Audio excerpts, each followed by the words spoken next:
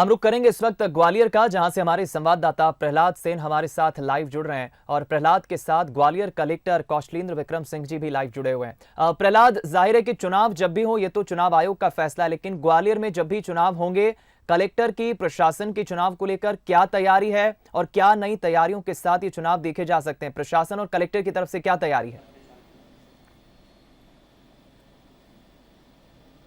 हाँ बिल्कुल दीपक जी, जिस तरीके से चुनावी सुगबुगाहट तेज हो गई है, अक्टूबर के दूसरे पखवाड़े में ये चुनाव होना है और जिस तरीके से चुनाव आयोग ने कहा है कि तमाम तैयारियां पूरी कर ली जाएं और उसके बाद जो देखने को मिल रहा है कि जो कलेक्टर हैं जिले के, उन्होंने तमाम जो तैयारियां हैं वो पूरी कर ली हैं और अपने अधीनस्थों को भी कहा है कि पूरी तरीके से मैदानी जो काम है वो पूरे निपटा लिए जाएं। और इस बीच अगर बात की जाए तो ग्वालियर और चंबल अंचल की अगर बात की जाए तो यहाँ कई संवेदनशील जो मतदान केंद्र हैं और उन मतदान केंद्रों पर विशेष सुरक्षा के साथ वो चुनाव होंगे। अभी दीपक जी हम बता दें कि कलेक्टर जो ग्वालियर हैं वो थोड़े व्यस्त हैं और व्यस्तता के चलते वो अभी थोड़ी देर पहले यहाँ से गए हैं, लेकिन उन्होंने यही बताया है कि जो ग्वालियर चंबल अंचल है वहां पर पूरी तैयारियों के साथ चुनाव के लिए वो जुट गए हैं और तमाम माफ कीजिएगा दीपक जी, वो फिर से हमारे साथ जुड़ रहे हैं,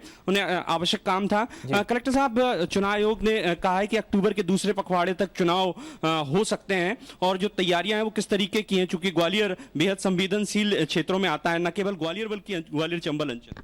नहीं, अभी हमें कोई ऑफिशियल कम्युनिकेशन या कोई ऐसा नहीं है, इसलिए मैं इस पे कुछ नहीं कह सकता। लेकिन हाँ, जो भी हमें निर्देश मिलेंगे उस हिसाब से हम पूरी कार्रवाई कर लेंगे, पूरी तैयारी कर लेंगे और जो भी डायरेक्शंस होंगे उसके अकॉर्डिंग काम करेंगे।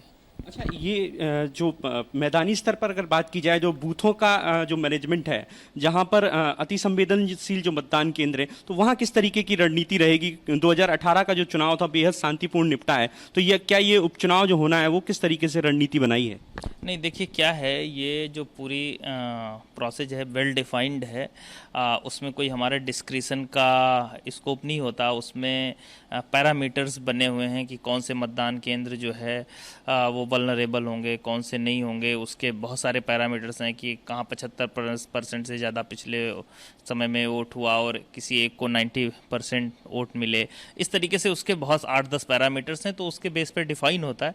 तो हम लोग डिफ़ाइन करेंगे जब भी चुनाव होंगे और जब भी निर्देश आएंगे और उसके अकॉर्डिंग कार्रवाई करेंगे। कई बार ऐसा रहता है कि कुछ आपत्तियां होती हैं बूथों को लेकर, तो उन पर भी सुनवाई अब करेंगे शुरू? देखिए क्या है, नहीं अभी तो कोई सुनवाई हम नहीं कर रहे हैं। क्या होता है, जो वरी लिस्ट बनती है जब चुनाव होते हैं तो एक बूथ वाइज वरी लिस्ट बनती है कि किसको किसको तकलीफ है, वो डीओ को और आरओ को वरी लिस्ट जो पॉलिटिकल पार्टीज देती हैं, फिर उस वरी लिस्ट का हम लोग एग्जामिन करके और देखते हैं कि कौन सी चिंता का विषय है, उसको फिर दूर करते हैं। ये तो बहुत सारी प्रोसेस है और जब होंगे तो हम वो सब चीज़ों का पालन करेंगे। मतलब अब आपकी तैयारियां लगभग पूरी हैं?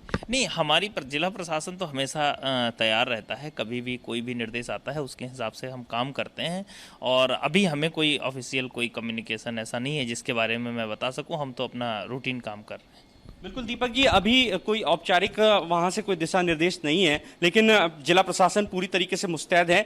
जैसे ही चुनाव आयोग का कोई निर्देश आएगा वो उसका पूरी तरीके से पालन करेंगे। दीपक जी चलिए, बहुत बहुत धन्यवाद आपका प्रहलाद, हमारे साथ लाइव जुड़ने के लिए। हमारे साथ ग्वालियर कलेक्टर भी लाइव जुड़े, कौशलेंद्र विक्रम सिंह, और प्रहलाद सेन से बातचीत करते हुए उन्होंने तमाम अलग अलग सवालों के जवाब दिए। वो हालांकि कह रहे हैं कि ऑफिशियल कोई ऐसा कम्युनिकेशन अब तक नहीं हुआ है, लेकिन हाँ, डेली रूटीन के जो उनकी प्रणाली है कार्य करने की वो जारी है। जब भी ऐसे आदेश आते हैं तो वो उस तरह से पूरी तरह से तैयार है तैयारियों के लिए। जाहिर है कि इस बार कुछ नए कलेवर में चुनाव, हमें उपचुनाव देखने को मिल सकते हैं।